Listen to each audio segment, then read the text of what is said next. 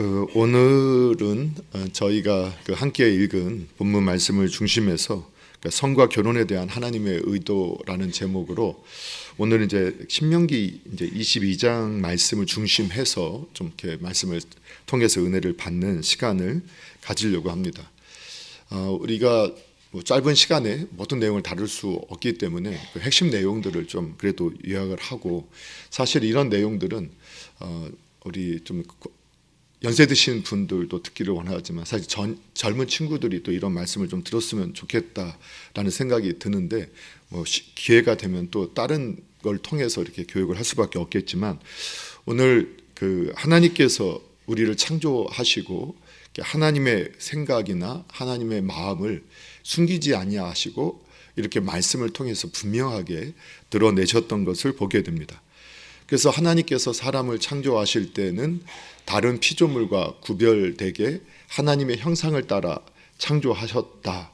그래서 남자와 여자를 만드셨다라고 해서 남자도 여자도 하나님의 형상을 따라 만들어진 존재이기 때문에 그 시대가 여성은 남자의 소유물처럼 여겼던 시대라 할지라도 하나님은 남성이나 여성이나 하나님의 형상을 따라 아주 존귀한 존재로 만드셨다라는 것을 분명히 밝혀두시죠.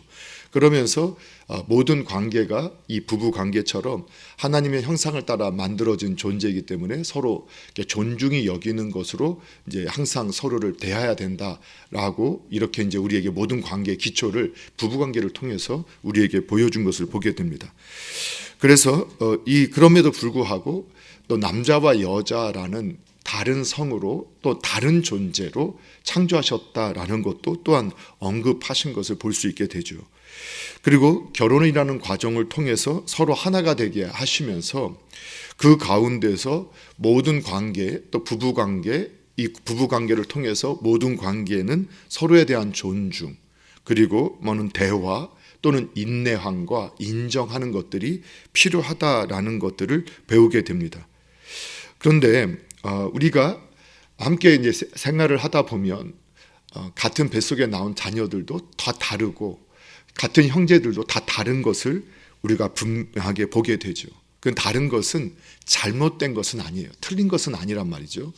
그런데도 우리는 다른 것도 힘들어서 그 다른 것을 대할 때도 서로 존중이 여기고 또 대화하고 또 인정하고 또 이렇게 인내해야 한다라는 것들을 배우게 되어집니다.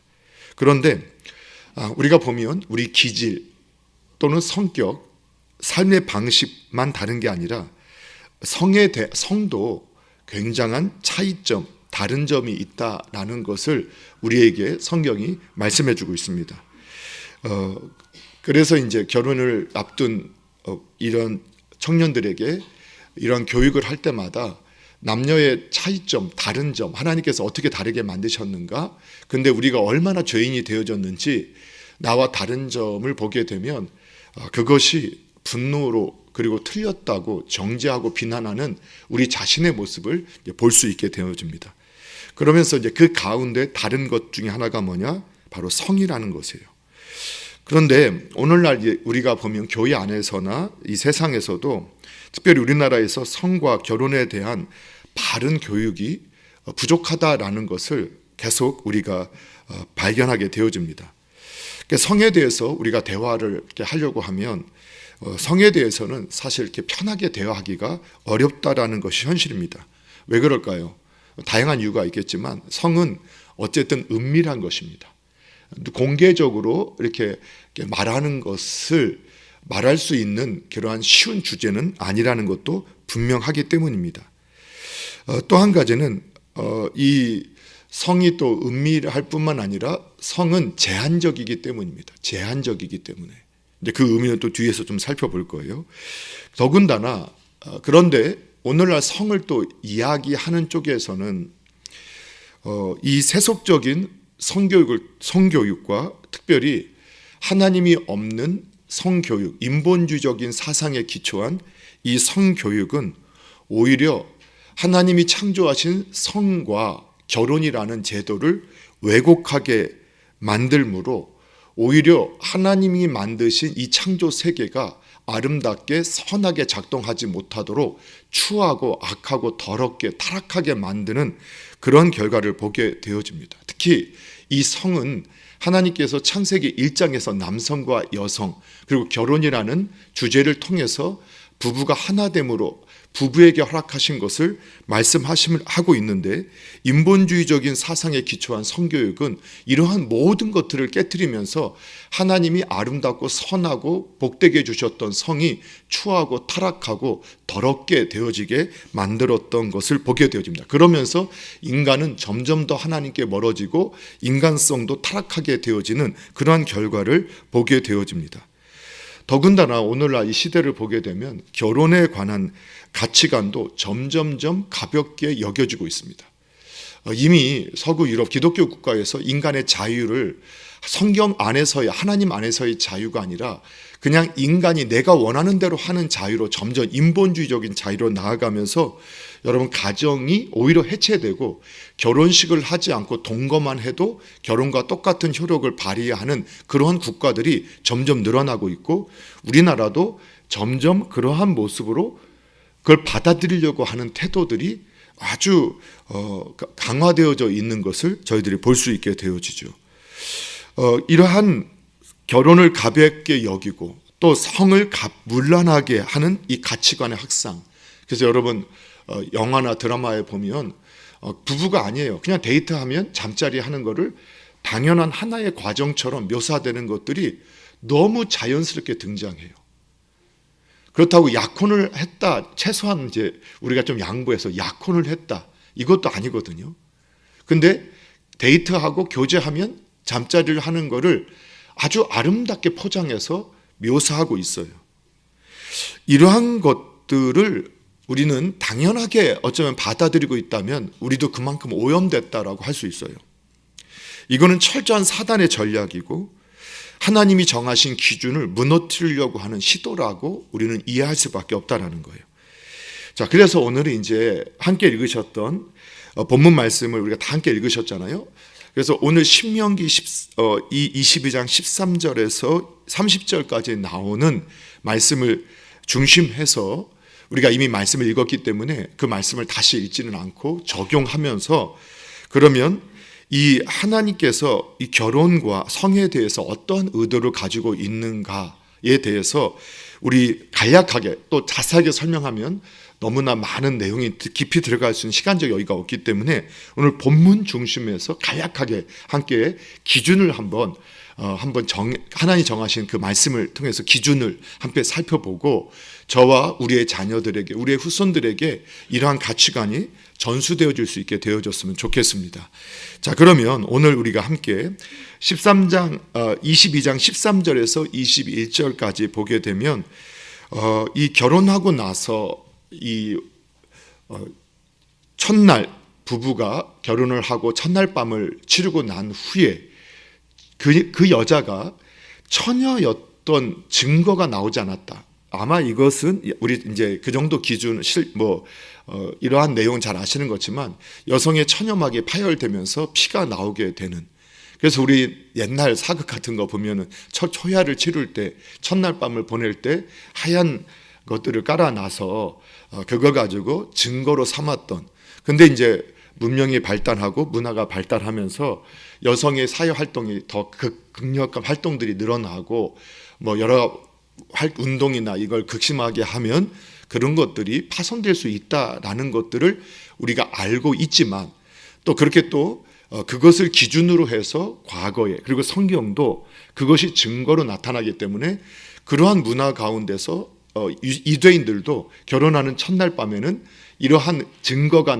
나오도록, 그거를 받도록 이렇게 문화가 있었던 것을 오늘 성경이 표현하고 있는 거예요. 자, 내용은 다 읽어봤어요.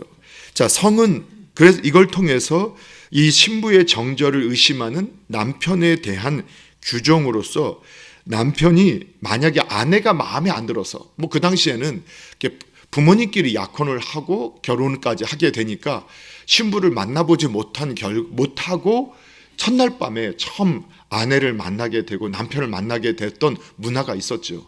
우리나라도 불과 몇십 년 전에는 그런 문화가 있었던 것처럼. 그런데 첫날 남편을 아내를 보고 나서 남편이 아내는 뭐 이 시대 문화 가운데 남편이 마음에 든다 안 든다 이런 표현을 하던 시대가 아니었으니까. 근데 남편이 아내가 마음에 안 들어서 다른 것을 가지고는 그 이유가 될 수 없으니까 신부의 정절을 가지고 아내를 비방하고 이혼을 요구하고 할 때는 어떻게 되느냐? 거짓일 때는 벌금을 내고 이 시대의 문화를 배경으로 한다겠어요. 이 시대는 여성이 약자였어요. 그래서 그 약자였던 여성을 아내로 맞이하고 끝까지 책임을 져야 한다라고 하나님께서 말씀을 하신 거예요. 그런데 만약 실제로 아내가 정절을 지키지 못했다라는 것이 확인이 되어지게 되면 돌로 쳐서 죽여야 된다라고 성경이 말씀을 하고 있어요.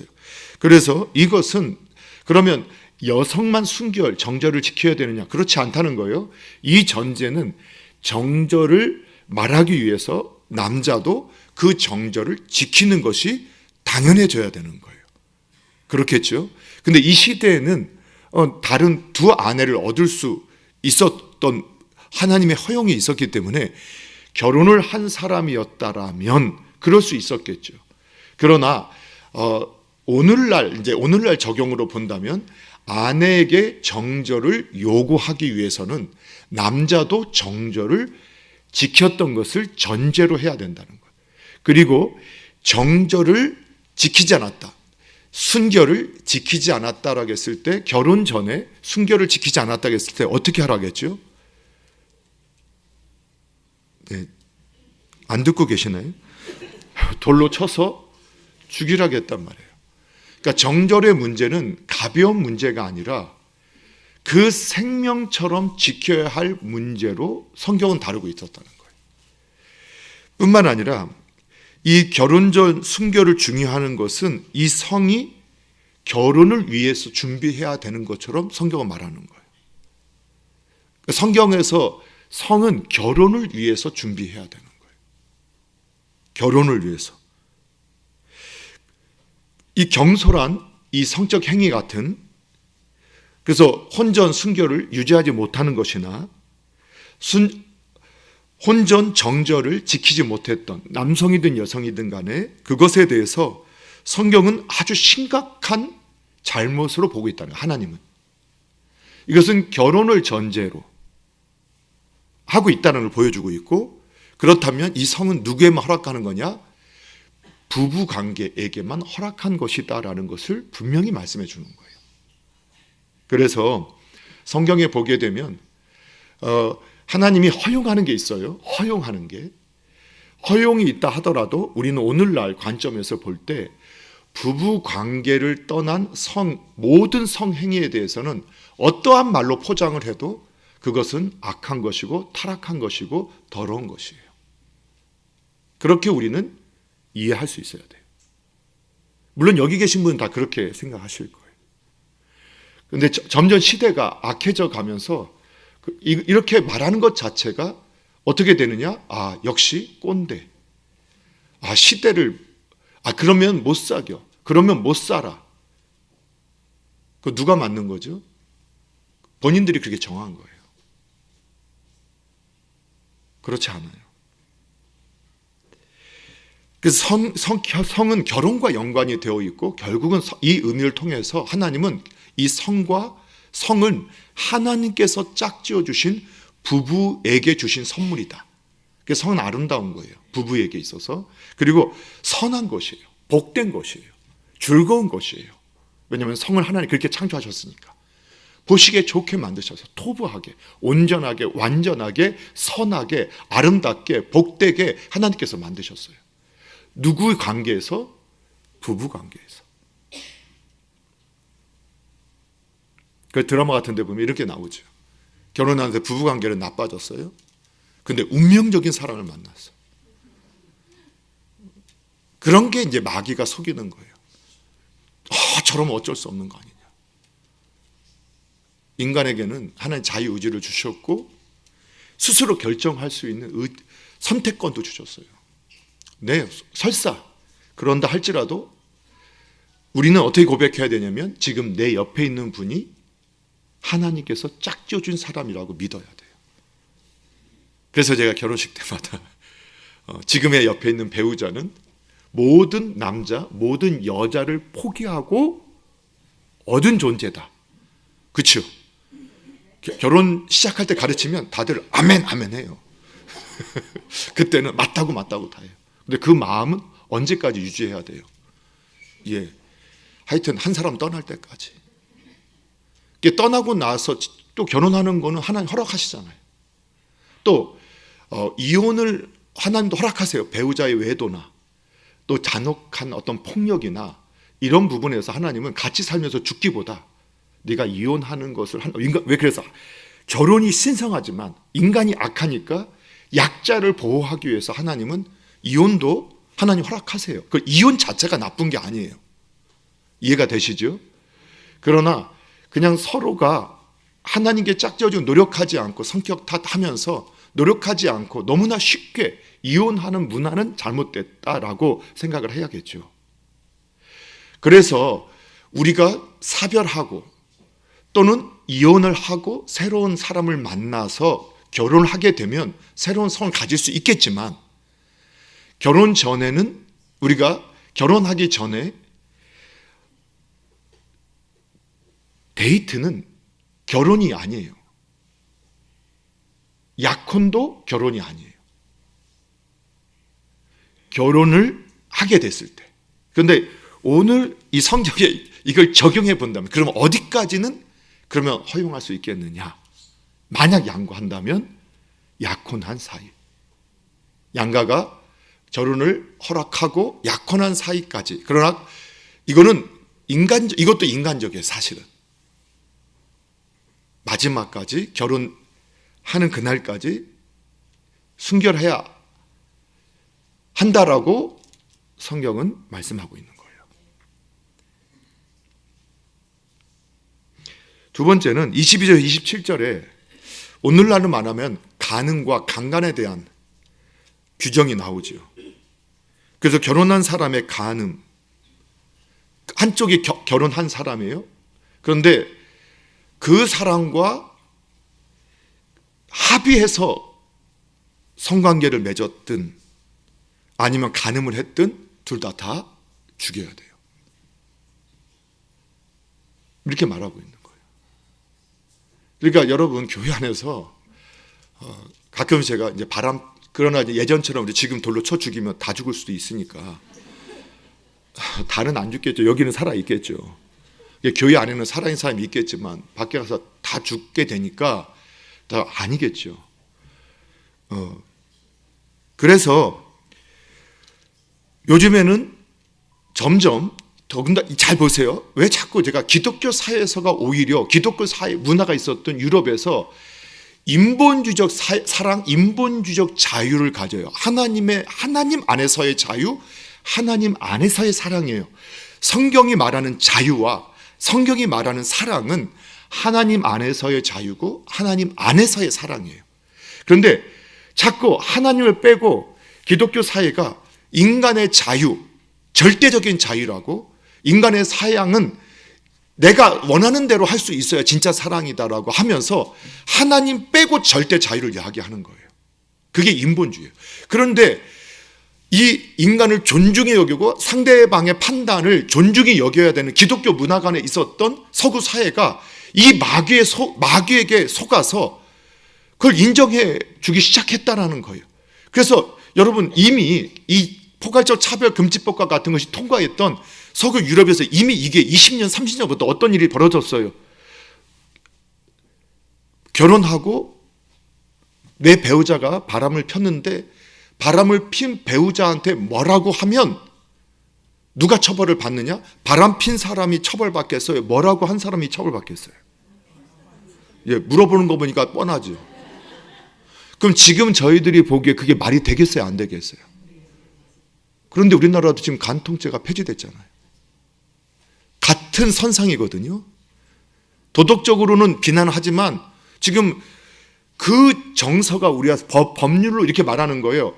그 사람의 너희들 다 성장한 성인들 아니냐? 성인들이 자기 몸에 대해서 자기 결정을 갖고 있다. 근데 우리가 전통적인 거는 결혼과 동시에 성은 누구에게 귀속되느냐? 배우자에게 귀속돼요.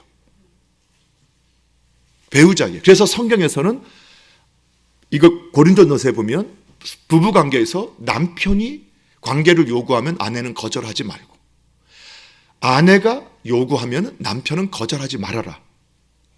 그 결정권이 부부에게 다 있는 거예요.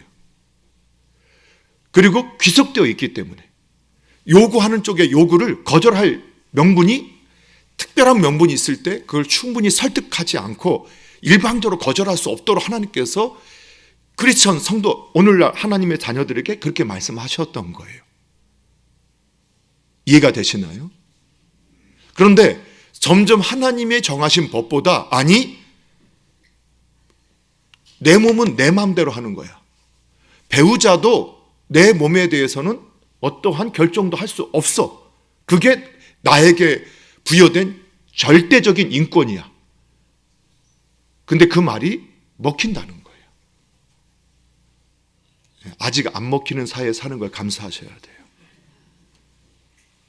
법이 통과되면, 법이라는 무서운 게 법이 통과되기 전과, 성경에도 말하면 법이 있기 전엔 그게 죄인지 몰라요.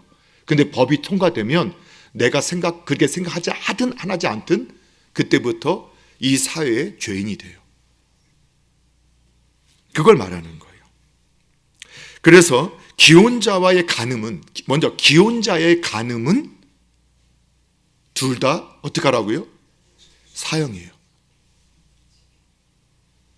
그게 바로 하나님의 창조 질서, 사회 질서를, 가정을 파괴하는 행위로 보았던 거예요. 그러니까 성과 결혼을 띄어서 생각하지 않는 거예요, 성경은. 그리고 결혼한 사람이 배우자가 아닌 다른 사람과 이러한 성적인 관계를 맺을 때 그거는 사회를 깨트리는 것이고, 가정을 깨트리고, 사회를 깨트리고, 국가를 깨트리고, 그리고 하나님의 창조 질서를 깨트리는 거라고 성경은 이해시키고 있는 거예요. 그런데 지금 이렇게 말해 보세요. 우리는 여기 다 아멘 하시죠? 아멘을 하시잖아요. 아멘을 하시는데, 여러분 교회 밖에서는요, 이거는 말이 안 된다고 지금 계속 우리에게 이 세상이 잡고 있는 언론과 미디어를 통해서 계속 세뇌하고 있는 거예요. 그래서 언론과 미디어가 오히려 거짓을 가지고 그거를 사실로 세뇌시키는 도구가 되어져 있는 것을 보게 돼요. 그래서 약혼한 여인과 약혼한 남자와 마찬가지예요. 그래서 구약에서는요, 약혼은 어떤 기간이냐? 1년, 보통 1년 정도 약혼을 해요. 근데 그건 결혼과 동등한 효과가 있어요. 그 약혼한 건 뭐냐? 이 1년간 아이가 생기는지 안 생기는지 보는 기간이에요. 정결을 유지하고 있는지 확인하는 게, 약혼하면 그때 가서 우리가 이제 머리로서라도 볼 수 있고 확인할 수 있으니까. 약혼을 통해서 내 배우자가 확증되는 거예요. 그래서 구약에서는 약혼은 꼭 결혼이에요. 그렇죠. 지금 우리 약혼식 별로 안 요즘에 많이 안 하죠. 근데 저희가 했을 때마다 약혼식 한 다음에 결혼식 해야 된다, 이런 게 꼭 있었잖아요. 그렇죠? 그리고 약혼했다. 그 양가의 결혼을 약속했어요. 약속한 게 곧 뭐였어요? 결혼이었어요. 그래서 아직 결혼 안 했지만 약혼이 파혼하는 것도 수치를 여겼잖아요. 그런데 성경에 보니까 그게 그렇게 가르쳤던 거예요. 성경에서 약혼은 곧 뭐예요? 결혼이에요. 그렇기 때문에 약혼자를 내가 간음했어요. 이 시대는 여성이 약자죠. 남자가 하는데, 도시에서 어떤 악한 남자가 여성을 겁탈을 했어요. 그런데 사람들이 있는 데서 겁탈하는데 여자가 아무 저항을 하지 않았다, 소리 내지 않았다, 그럼 어떻게 되는 거예요? 둘 다 죽어야 돼요. 잘못된 거예요.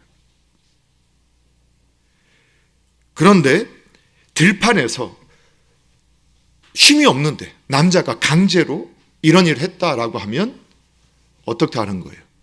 여성은 무죄다.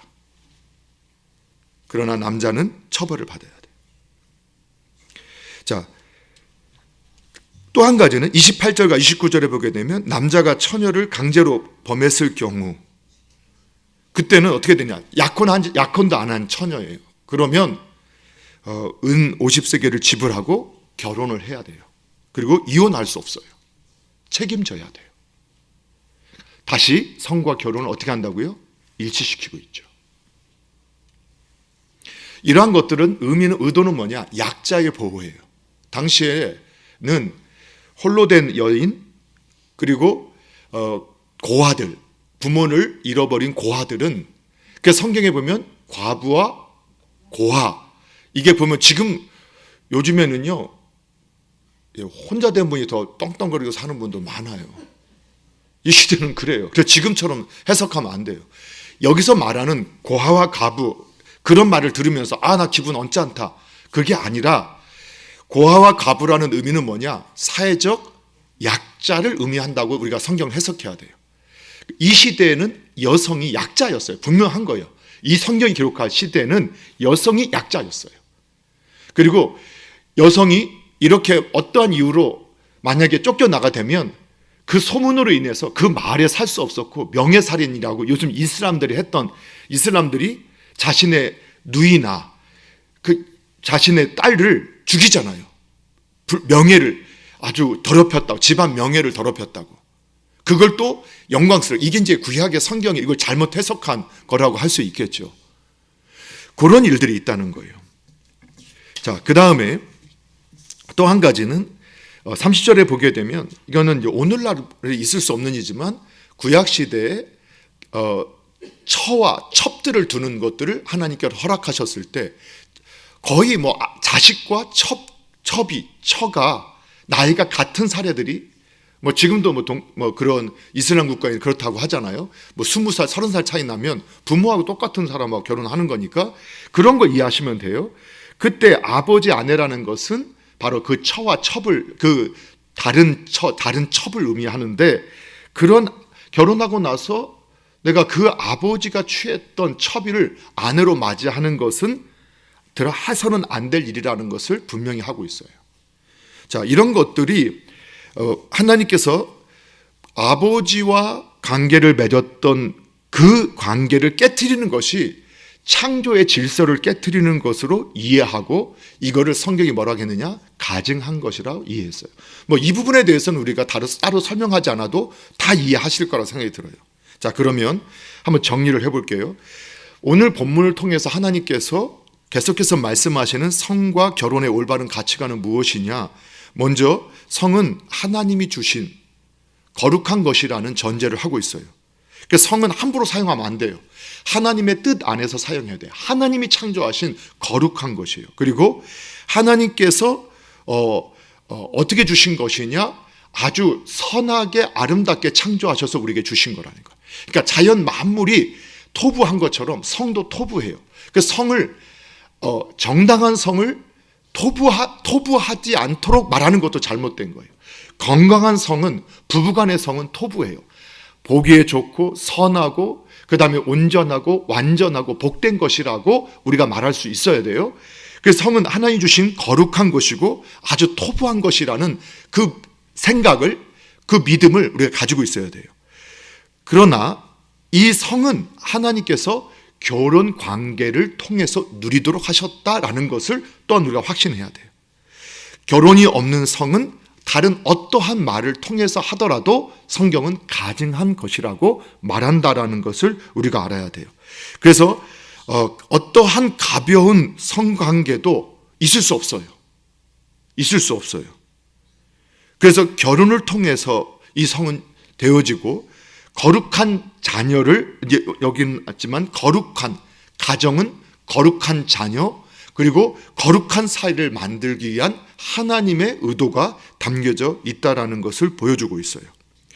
그래서 이러한 성적 순결을 강조하는 하나님의 말씀을 오늘날 우리가 적용한다고 볼 때 이 현대 사회는 오히려 성적인 문란을 인간의 자유라고 포장하고 그게 진정한 사랑이다라고 연애하면서 우리가 성관계를 나누지 못하는 게 진짜 무슨 연애냐, 그게 어떻게 서로를 알아가느냐라고 말하는 그 모든 것들은 이 세상이 우리를 세상을 세뇌하는 하나님의 창조 질서를 깨뜨리고자 하는 악한 의도라는 것을 우리가 인정을 해야 돼요. 그래서 믿는 사람들은 세상의 흐름을 따르지 않고 하나님의 기준을 따라가야 한다라는 확실성을 가져야 돼요. 그러면 오늘날 이걸 적용하기 위해서 꼭 필요한 게 있어요. 그게 뭐냐? 오늘 성경을 기준으로 저와 여러분이 이러한 확고한 가치관을 가지고 있어야 됨을 여러분 믿으시기 바랍니다. 여러분 이런 확실한 가치관을 갖고 계시죠? 그리고 이것을 우리만 가질 뿐만 아니라 우리의 자녀들에게 어렸을 때부터, 야, 너는 꼭 네가 믿음 있는 이성하고 결혼해야 된다. 제가 이제 그렇게 했었잖아요. 우리 동욱이 승민이 할 때 우리 하나한테도 가끔, 야, 너 나중에 크면 믿음 있는 여자하고 결혼해야 된다. 하도 저희 때부터 남자 여자 그런 거 하면 안 된다 하는 말이 나와서 어렸을 때부터 이게 바로 거짓에 대해서 우리도 진리로 반복해서 어렸을 때부터, 야, 너는 믿음 있는 이성과 결혼해야 된다. 믿음 있는. 근데 요즘에 제가 한 단계를 좀 낮춰서 하는 게 있어요. 그게 뭐냐면 믿음 좋은 이성하고 결혼해라. 그러니까 믿음이 없어서 결혼을 못 한다 하는데 그냥 교회만 다녀도, 그래도 가정이 기독교 집안이면 정도까지는, 예. 그러나 믿음이 있으면 믿음 안 줘도 돼. 그냥 믿음만 있으면 돼. 이성하고. 그래서 교육해야 돼요. 자녀들에게 가르쳐줘야 돼요. 그리고 결혼이라는 것은 단순한 계약이 아니라는 거죠. 점점 이 사회가 결혼을 계약으로 만들어요. 조건적으로 네가 나한테 이만큼 해주면 나도 너한테 이만큼 해줄 거야. 그런데 결혼은 하나님 앞에서 약속이에요. 그래서 우리가 주례, 왜 목사님 앞에서 예식을 가지고 하라고 해요. 신앙인들이 하나님 앞에서 약속하는 거예요. 하나님께 약속하고 서로에게 약속하는 거예요. 성경은 계약보다 약속을 더 중요하게 여겨요. 계약은 못 믿는 관계에서 하는 거예요. 그걸 못 믿으니까 뭐까지 하느냐? 공증까지 해요. 그건 뭐냐? 내가 너 못 믿겠다는 말이에요. 근데 성경은 약속이에요. 하나님은 약속의 하나님이에요. 약속하신 것 하나님은 지키세요. 그래서 이 결혼의 관계는 언약의 관계로서 하나님이 만드신 그 자체를 지키도록 해야 된다. 예, 뭐 똑같은 말만 반복되니까. 그래서 히브리서 13장 4절 말씀으로 제가 마무리하겠습니다. 결혼을 귀하게 여기고 침소를 더럽히지 말아라. 오늘 하나님께서 신명기 구약의 말씀을 통해서 주셨던 이러한 사례들, 예를 들어서 법을 주셨던 이 사례를 들어서 성과 결혼에 대한 하나님의 의도가 어디에 있는가, 크게 두 가지로 압축한다면 성은 하나님이 만드신 거룩한 아름다움, 그거를 누구에게만 주셨다고요? 부부에게 결혼 관계 안에서 주신 하나님의 선물이다. 그래서 그 관계를 깨뜨리는 어떤 행위나 어떠한 시도도 하나님은 가증하게 여기고 타락하고 잘못되게 여겼다라는 것을, 그리고 결국은 성이 깨지고, 성이 깨지면 개인의 기준이 다 무너지게 되고, 가정이 깨지고, 사회가 깨지고, 나라도 깨어지게 된다라는 것을 우리에게 말씀해 주고 있는 거예요. 사랑하는 성도 여러분, 저와 여러분이 오늘 하나님의 말씀을 따라서 거룩한 가정을 우리가 끝까지 지켜나가시고 우리 후손들에게 하나님이 정하신 성의 가치를 잘 전수할 수 있는 복된 저와 여러분 되기를 주님의 이름으로 축복합니다.